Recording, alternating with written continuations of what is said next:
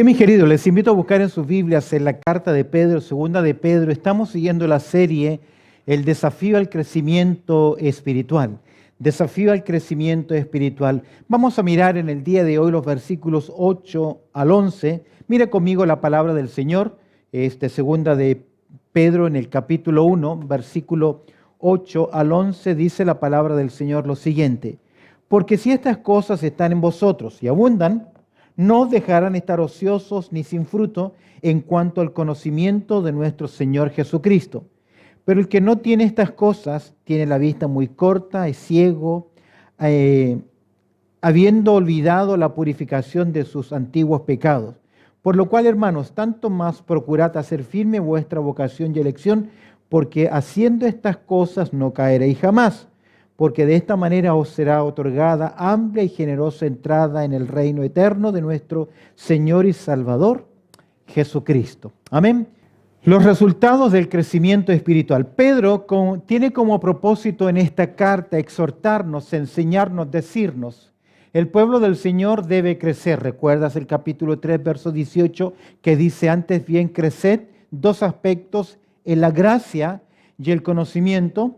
Es el deber de cada creyente, de cada hijo de Dios, el tomar ese paso decisivo en su vida y crecer en su vida espiritual. Ahora es interesante, Pedro nos ha presentado en los primeros los versículos 3 y 4 del capítulo 1, y ya estudiamos el tema que Pedro nos ha presentado, las razones del crecimiento. Nos dio 4 razones por las cuales nosotros debemos crecer. Luego Pedro nos dice cuál debe ser nuestra respuesta al desafío y nos presentó 7 virtudes a desarrollar. ¿Recuerdas cuáles son esas virtudes? A la fe debemos unir virtud, a la virtud conocimiento, al conocimiento dominio propio, al dominio propio paciencia, a la paciencia piedad, y a la piedad afecto fraternal, y al afecto fraternal amor. Ahora Pedro nos va a decir cuál es el resultado, nos ha presentado la razón, nos ha dicho cuál es nuestra respuesta. Veamos ahora cuál es el resultado de un creyente que ha decidido en su vida crecer espiritualmente. El crecimiento debe darse en forma natural. A mis hijos no le di la orden crezcan, fue un producto del desarrollo natural, pero en el creyente es el producto de la decisión. El creyente debe crecer, tiene todos los mecanismos. Tiene toda la provisión de parte de Dios para crecer. Sin embargo, hay creyentes que no crecen. Ahora, Pedro nos va a decir qué va a pasar con ese creyente que comienza a crecer en su vida espiritual. El creyente que crece en su vida espiritual, al mirar el verso 8, vamos a ver que será siempre un creyente que va a producir fruto en su vida. Va a producir fruto en su vida, dice el texto, porque si estas cosas están en vosotros. ¿Qué cosas? Si estas cosas, ¿a qué se refiere? Obviamente se refiere a los versículos anteriores, versos 5 al 7, que habla de la virtud, del conocimiento, del dominio propio, de la paciencia, de la piedad, del afecto fraternal y también del amor. Dice Pedro, y mira cómo el creyente debe producir fruto en su vida, porque si estas cosas, se refiere a las virtudes mencionadas en verso anterior, están en vosotros, no están de pasada, sino que hacen en la vida de esa persona una morada permanente, no simplemente que están estáticas ahí, sino que se produce una ambientación en su vida, comienza a ser posesión permanente. Dice, si están en vosotros y algo más. ¿Qué dice el texto? Deben también abundar. En otras palabras, debemos desarrollarlas cada día más y más. Es decir, que yo tengo que ir desarrollando en mi vida la virtud, el conocimiento, el dominio propio, tengo que seguir creciendo en paciencia, tengo que seguir creciendo en afecto fraternal y también en amor. No es suficiente que estén en mi vida, sino que Pedro dice que ahora estas deben también que desarrollarse, abundar en nuestras vidas. Ahora este desarrollo, este abundar, será evidente en las personas. ¿Por qué?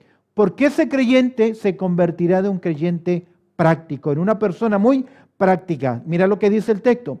Porque si estas cosas, estas virtudes permanecen en ustedes, caminan con ustedes y abundan en nosotros, no os dejarán estar en primer lugar como ociosos. La palabra ocioso significa inútil, inactivo. metafóricamente desempleados, sin hacer nada. La vida cristiana me da a entender acá que es una vida muy práctica. La vida cristiana es una vida dinámica, es una vida activa, es una vida productiva, es una vida de servicio. Es interesante que cuando yo estudiaba en Argentina, el Instituto Bíblico nos analizaba, nos evaluaba en tres diferentes áreas. Uno entiende que una facultad, una entidad, un lugar, un nivel terciario de enseñanza, sea un college o lo que sea, evalúa al estudiante académicamente, y eso es correcto. Debe evaluarlo académicamente, debe volcar en un examen lo que aprende. Pero nosotros no solamente éramos evaluados académicamente, sino que también éramos evaluados ministerialmente.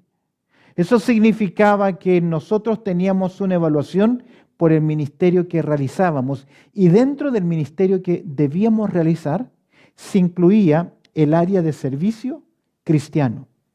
Eso significaba que nosotros éramos evaluados si, por ejemplo, ayudábamos a un hermano en trasteo, en la mudanza, en cambiarse de un lugar a otro, si ayudábamos en la iglesia con la limpieza, si cortábamos el pasto, si íbamos a suplir una necesidad, si ayudábamos en algo práctico. Y Pedro nos está diciendo que la vida cristiana que crece es una vida cristiana que tiene un aspecto muy práctico. Si desarrollamos estas virtudes, no nos van a dejar sin empleo. Siempre habrá ¿qué cosa? Algo para hacer, y especialmente en el área de servicio.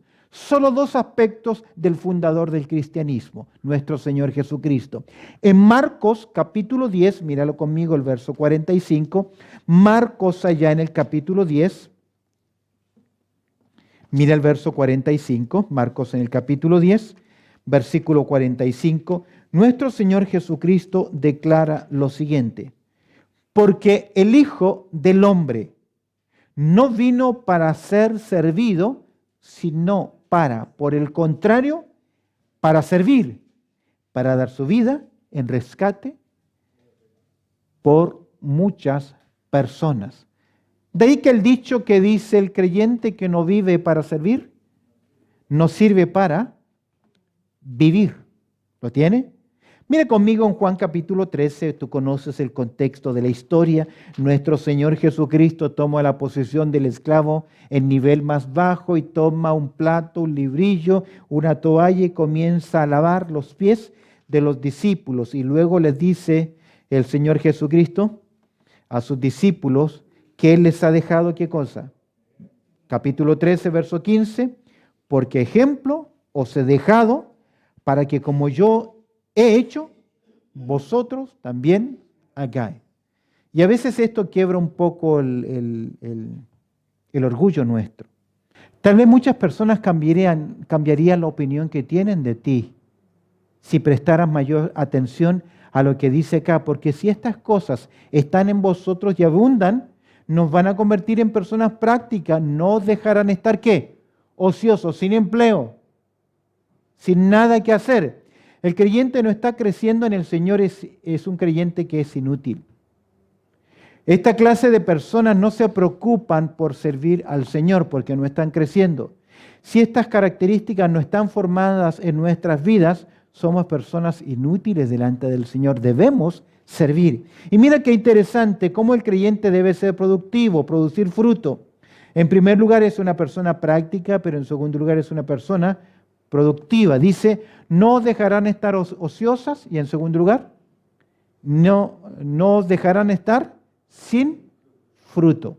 Es decir, que usted debe siempre mostrar ¿qué cosa? Fruto. El Señor en una ocasión, evaluando, juzgando los falsos maestros, dijo que el árbol se mide por su fruto. Y ahora yo te pregunto, ¿cuál es tu fruto? ¿Cuál es mi fruto? En Juan capítulo 15, míralo conmigo en verso 16, el Señor Jesucristo le dice a sus discípulos y también a nosotros en Juan capítulo 15, el verso 16, Jesús dice lo siguiente: no me elegisteis vosotros a mí. Por el contrario, sino que yo os elegí a vosotros, y no vamos a hablar del tema de elección, sino que vamos a lo práctico. Y dice el texto, yo os he puesto para que vayáis y llevéis fruto. Es decir, que el Señor espera que nosotros tengamos ¿qué? Fruto, y agrega, y vuestro fruto permanezca. Dos cosas interesantes, debemos ser personas muy prácticas, servicio, pero también debemos ser personas productivas, debemos tener fruto. Dice, no debemos dejar de no tener fruto. El Señor dice, me elegisteis para que vayáis y llevéis fruto. ¿Qué fruto podemos manifestar? Primero, el fruto de un carácter cambiado, que es el carácter de Cristo, del cambio en nuestras vidas, el fruto de un carácter que ha sido transformado por el Señor. ¿Recuerdas Gálatas capítulo 5, versos 22 y 23? Más el fruto del Espíritu, ¿qué es? Amor, gozo, paz, paciencia, benignidad, bondad, fe, mansedumbre, templanza. Ese fruto, ese carácter cristiano, ese carácter de Cristo debe desarrollarse en nosotros. En Filipenses capítulo 1, verso 1 dice que debemos ser llenos de frutos de justicia, es decir, hombres y mujeres de justicia, de actos correctos, de acciones que son correctas. En Romanos capítulo 6, verso 22 nos habla de fruto en santificación. Dice el verso 22 del capítulo 6 de Romanos, mas ahora habéis sido libertados del pecado, hechos siervos de Dios. Tenéis por vuestro fruto la santificación y como fin la vida eterna. Debemos producir fruto de santidad, andar correctamente. Y agrego un fruto más, podríamos mencionar otros. En Proverbios capítulo 11 dice el verso 30 lo siguiente, el fruto del justo es árbol de vida y el que gana almas es sabio. Es decir, fruto ganando ¿qué? Almas para el Señor. Entiéndase que no las ganamos nosotros en el sentido yo las convertí, pero nos convertimos ¿en qué? En instrumentos. Ahora la pregunta es, ¿tiene usted este fruto? ¿Tiene fruto usted de carácter, de justicia, de santidad, de ganar almas para el Señor? Quiero que observes un texto que me llama mucho la atención porque nosotros sabemos estas verdades. Vea el libro de los Salmos, por favor, en el capítulo 78. Libro de los Salmos, allá en el capítulo 78. Observa conmigo el versículo 9. Los que no crecen en sus vidas espiritualmente, por lo general fracasan en sus vidas espirituales. ¿Estás en el Salmo 78, verso 9? ¿Sí? Mira lo que dice el texto. Siempre me ha llamado la atención este texto. Dice, los hijos de Efraín eran ¿qué? Arqueros armados. ¿Para qué es un arquero? No es el goalkeeper, no es el que defiende el arco. El arquero es aquel que se prepara ¿qué? Es miembro de un ejército y se adiestra, se prepara porque tiene que practicar para saber dar siempre bien. ¿Dónde? En el blanco. Dice el texto, los hijos de Efraín, arqueros armados. Estaban, es decir, preparados para la guerra. Pero mire lo que ocurrió. Volvieron las espaldas en el día de ¿qué? De la batalla. Es decir, cuando se esperaba que diesen fruto, que dieran resultados, en el momento en que más se esperaba, fue en el momento en que dieron ¿qué? La espalda. Así ocurre también con creyentes que no crecen en sus vidas espirituales. En los momentos más claves no darán el fruto que se espera de ellos. Volviendo entonces a Pedro, Pedro dice lo siguiente, estamos en versículo 8, porque si estas cosas están en vosotros y abundan, no os dejarán estar ociosos ni sin frutos en cuanto a ¿qué? Al conocimiento de nuestro Señor Jesucristo. Su conocimiento de Cristo no está produciendo nada práctico en sus vidas. Se acostumbraron a venir, a escuchar, a participar, y eso es religión.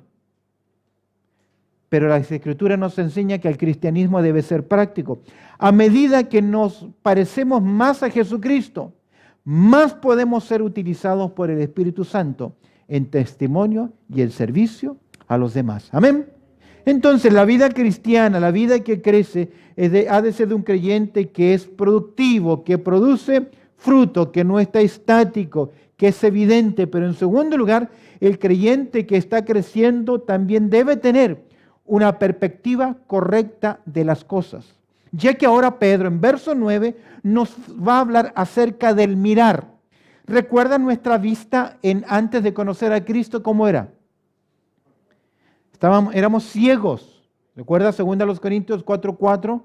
Que el Dios de este siglo, ¿qué hizo? Cegó el entendimiento de los incrédulos. Se entiende entonces que cuando yo conozco el Evangelio, cuando comienzo a conocer a Cristo, a mirar a Cristo, a estudiar la vida de Cristo, mi vida comienza a cambiar y ser diferente. Pedro ahora nos dice que el creyente que está creciendo debe tener también una perspectiva, una mirada que es correcta. Mira lo que dice el texto. Pero el que no tiene estas cosas, verso 9, el que no tiene ¿qué? Estas virtudes, que no está creciendo, que no está produciendo. Si el creyente que no tiene estas cosas, y lo va a presentar en forma negativa, tiene la vista muy corta. La palabra es muopazo, de donde nosotros derivamos la palabra miopía. Miopía, que significa cerrar con los ojos. Una persona, ¿por qué significa cerrar con los ojos? Una persona que tiene un problema de miopía no ve de lejos. Y para mirar de lejos, ¿qué hace? En vez de abrir los ojos, los cierra más, los achica más, porque tiene que. Ahora, la idea es que el creyente que no crece es un creyente que tiene miopía espiritual. El miope espiritual puede ver las cosas que están ahí cerca de él, pero no puede mirar más allá, no tiene perspectiva, no tiene la visión de Dios para las cosas. Es por eso que el creyente que crece debe tener una perspectiva que es correcta. Ahora, ¿cuál es el problema? Muchos de nuestros casos tenemos problemas a la vista y nacemos o se produce por tanta lectura, con mala luz, se va dañando nuestra vista. Pero aquí este ciego queda ciego porque decide quedarse ciego. ¿Por qué queda ciego? Mira lo que dice el texto. Porque no están estas cosas. ¿Qué cosas? Esas 7 virtudes. No está creciendo. Y escúcheme bien, si usted no crece en su vida espiritual, ¿quedará qué? Ciego. Mira lo que dice el texto. Pero el que no tiene estas cosas tiene la vista muy corta. Y agrega el texto, ¿es qué? Es ciego. Por lo tanto es incapaz de discernir, escúcheme bien, su condición espiritual. No ve la necesidad. Cree mirar más allá. Algunas cegueras. Algunos solo ven su propia iglesia y no ven el reino de Dios. Son ciegos. Algunos solo ven su propia denominación y no ven la gran familia de Dios. Algunos solo ven sus propias necesidades y no tienen una visión del mundo que está perdido. Cuando no tenemos esta visión, jamás recibimos esa visión. ¿Recuerdas cuando Pablo quiere abrirse camino llevando el Evangelio? Dios le mostró una visión a un varón de Macedonia. Pero cuando nosotros estamos ciegos, no podemos mirar más allá. ¿Sabes que el Señor Jesucristo le dijo a sus discípulos en Juan capítulo 4, verso 35 lo siguiente? Alzad vuestros ojos. ¿Por qué? Porque solamente miramos ahí lo nuestro. Pero el Señor nos dice en Juan capítulo 4, verso 35, alzad vuestros ojos y mirad los campos, porque ya están blancos, ¿para qué? Para la siega. Nos hace mirar ¿qué cosa? Más allá. Perspectiva correcta. Cuando somos ciegos, no vemos las cosas de Dios, solamente las cosas del mundo y las cosas nuestras, comenzamos a caer en la tierra del olvido. Mira lo que dice el texto. Habiendo olvidado, ¿qué cosa? La purificación de sus antiguos pecados produce algo más. Ceguera y amnesia espiritual. Comenzamos a olvidarnos de lo que el Señor ha hecho. Y ojo, nuestra ceguera, nuestra incapacidad de ver, por no crecer espiritualmente, me lleva a un estado de comenzar a olvidar. ¿Sabe una de las cosas que más le repitió Dios a la nación de Israel, a la nueva generación, en el libro de Deuteronomio? No te olvides. Quiero que mires, por favor, en Apocalipsis capítulo 3, un ejemplo interesante. Apocalipsis en el capítulo 3. Vamos a mirar la iglesia de Laodicea. Y mira en el capítulo 3 del libro de Apocalipsis, verso 17. Mira, cómo esta iglesia se mira a sí mismo, pero es miope, es ciega y ha olvidado. Capítulo 3 de Apocalipsis, verso 17, dice lo siguiente: porque tú dices, yo soy rico y me he enriquecido y de ninguna cosa tengo necesidad. ¿No sabéis que tú eres qué? Un desventurado, miserable, pobre, ciego y desnudo. Tiene la perspectiva suya, miope, pero no tiene la perspectiva, la visión de Dios. ¿Y qué es lo que Dios dice de esta iglesia? Se olvidó lo que Dios ha hecho. ¿Cuántas veces nos olvidamos de lo que el Señor hizo por nosotros? El gran olvido. Cuando yo me olvido de lo que el Señor ha hecho por mí, ¿qué voy a querer hablarle a otros de lo que el Señor hace? ¿Voy a querer? ¿Producto de qué es? De nuestra falta de crecimiento. Dios nos ha abierto nuestros ojos, amén. En la salvación Dios nos abrió nuestros ojos. No nos olvidemos entonces de este hecho. Seamos agradecidos por lo que ha hecho por nosotros. Reenfoquemos nuestra visión espiritual. La vida, escúcheme bien, es demasiado breve, demasiado corta, solamente para mirar lo nuestro. Porque un día te enfrentarás ante ¿quién? Al Señor Jesucristo. ¿Cómo es entonces una vida que está creciendo? Es un creyente que produce fruto en su vida espiritual. Es práctico, es productivo, tiene fruto de carácter, de justicia, de santificación, gana almas. Es un creyente que va teniendo una perspectiva que es correcta. En último lugar, versículos 10 y 11, este creyente va teniendo un proceder que es firme. Cuando dudamos, cuando no crecemos, entramos en inseguridades. Muchos creyentes comienzan a dudar de su vida espiritual, de sus luchas espirituales. Comienzan a dudar de su salvación porque no están ¿qué? Creciendo en su vida espiritual. Mira lo que dice el verso 10.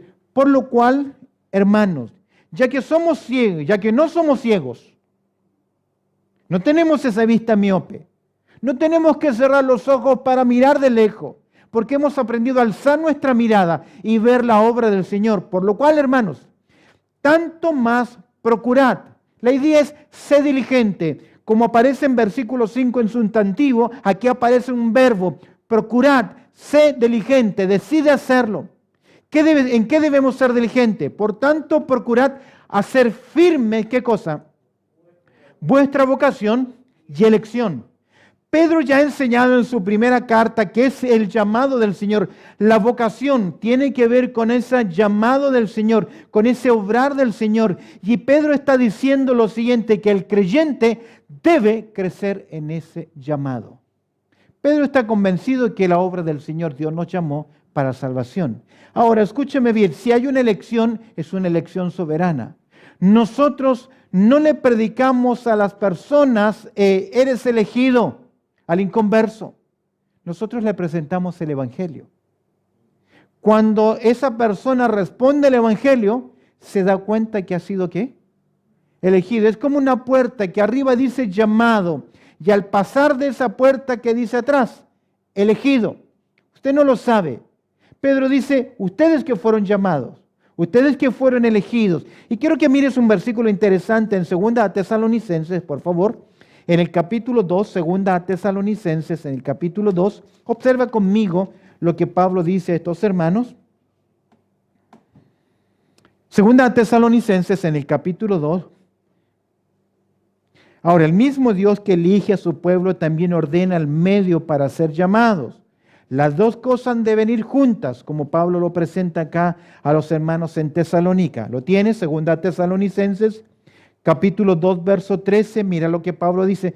Pero nosotros debemos dar siempre gracias a Dios respecto a vosotros, hermanos amados. Es decir, a los que les está escribiendo son creyentes. ¿Lo tienes? Con respecto a vosotros, hermanos amados por el Señor, de que Dios os haya escogido desde el principio para salvación, mediante la santificación por el Espíritu y la fe en la verdad. Y mira ahora el verso 14, el verso 13 dice, hay una elección, Dios los eligió desde el principio, verso 14, a los cuales, ¿quiénes son estos cuales? Los elegidos, exactamente, a los cuales, a esos elegidos, ¿qué hizo Dios? Los llamó, y los llamó ¿cómo? Mediante nuestro evangelio, para alcanzar la gloria de nuestro Señor Jesucristo. Hay una elección soberana, Dios elige cómo funciona, no lo sabemos, la historia del cristianismo ha estado dividida. Pedro no nos está explicando esto y Pablo nos dice, fueron llamados y la confirmación de esa elección de parte de Dios fue que respondieron positivamente cuando se les presentó el Evangelio. Volvamos a Pedro. Pedro dice lo siguiente, que nosotros debemos hacer firme ¿qué cosa? Ese llamado, esa elección. Esa elección es soberana, pero esa vocación, ese llamado, fue la respuesta cuando se nos presentó el Evangelio. Ahora Pedro dice, porque haciendo estas cosas no caeréis jamás. Pedro está diciendo, si ustedes comienzan a crecer, a desarrollar sus vidas espirituales, a tener la fe correcta, van a comenzar a proceder firmemente y se van a tener la confianza que fueron llamados. Y al ser llamados por el Evangelio, están produciendo en sus vidas ¿qué cosa? Frutos. Escúchame bien, no perseveramos para ser salvos. Perseveramos porque somos ¿qué? Salvos. Y eso es lo que dice Pedro. Porque si estas cosas, porque haciendo estas cosas, ¿qué dice Pedro? No caeréis jamás, no van a tropezar, no van a entrar en dudas. El creyente que no está creciendo, inmediatamente comienza a crecer ¿en qué? En duda, ¿seré o no seré salvo? ¿Realmente seré un hijo de Dios o no? Pero Pedro dice, si tú comienzas a avanzar en tu vida, a desarrollar tu vida, te vas a dar cuenta de que Dios te ha llamado, de la vocación que tienen. Míralo conmigo cómo lo presenta Pablo en 1 Corintios capítulo 15. Es una forma práctica. Pablo sabe que si está en el ministerio es por elección soberana del Señor. Mira en 1 Corintios capítulo 15, versículo 10. ¿Qué dice el verso 10? Es un texto que conocemos. Pablo dice así, pero por la gracia de Dios soy lo que soy. Es decir, si soy salvo, si estoy en el ministerio, si sirvo al Señor, es por la gracia de Dios. Él me eligió, Él me equipó, Él me envió, dice Pablo, pero mira lo que agrega. Y su gracia no ha sido en vano. ¿En qué sentido no ha sido en vano? Cuando algo es en vano, cuando no da fruto, no da el resultado que se espera. Pablo dice, en su vida, no en los demás, en su vida. Y su gracia no ha sido en vano para conmigo. Antes, ¿qué significa esa palabra antes? Por el contrario, antes he trabajado más que todos ellos, pero no yo, sino la gracia de Dios conmigo. ¿Qué dice Pablo? ¿Qué dice Pablo? Que si bien es cierto, él fue llamado por la gracia, pero él se esforzó.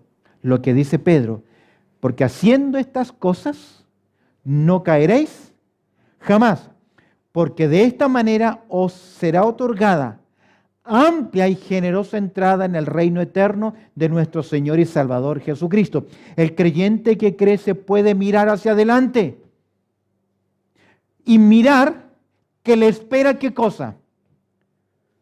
Una, ¿cómo dice el texto? Generosa entrada. Es un hebraísmo, es una expresión greco, no es un hebraísmo, es una expresión greco-romana. deportiva, que el que competía en los deportes sabía que cuando llegara a su país, cuando llegara a su lugar, ¿qué ocurría?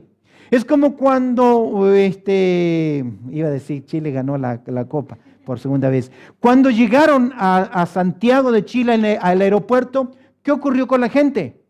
Vino al aeropuerto para darles ¿qué cosa?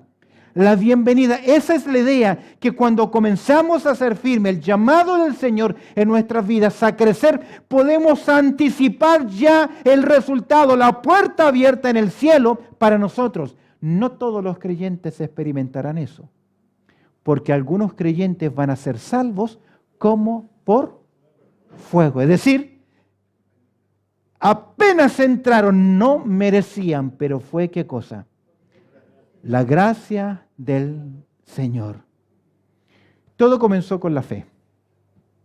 ¿Recuerdas al principio? Añadid a vuestra fe.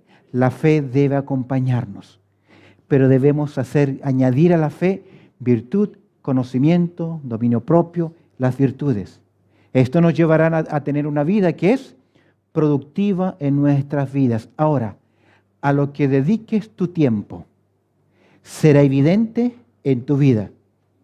Fritz Kreisler era un famoso violinista.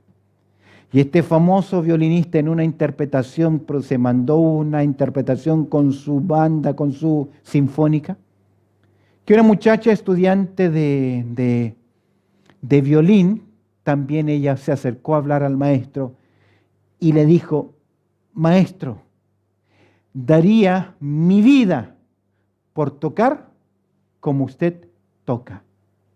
Y el maestro Fritz Kreisler le dijo lo siguiente: es precisamente lo que yo he hecho, dedicar mi vida.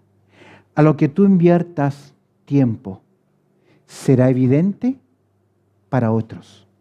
En otras palabras, nosotros podemos ver a qué le estás dedicando tiempo. Si le dedicas tiempo a orar, a crecer, a conocer, a servir, será evidente quién. A otras personas. Amén. Así que tenemos el gran desafío. Próxima semana vamos a ver por qué algunos creyentes no crecen en sus vidas espirituales. Oremos al Señor. Bendito Padre Celestial, te damos gracias por tu amor y tu cuidado, por la consideración, Señor, de tu palabra, por este tiempo de estudio. Te pido, Señor, que tu Espíritu Santo añada la parte práctica de nuestras vidas.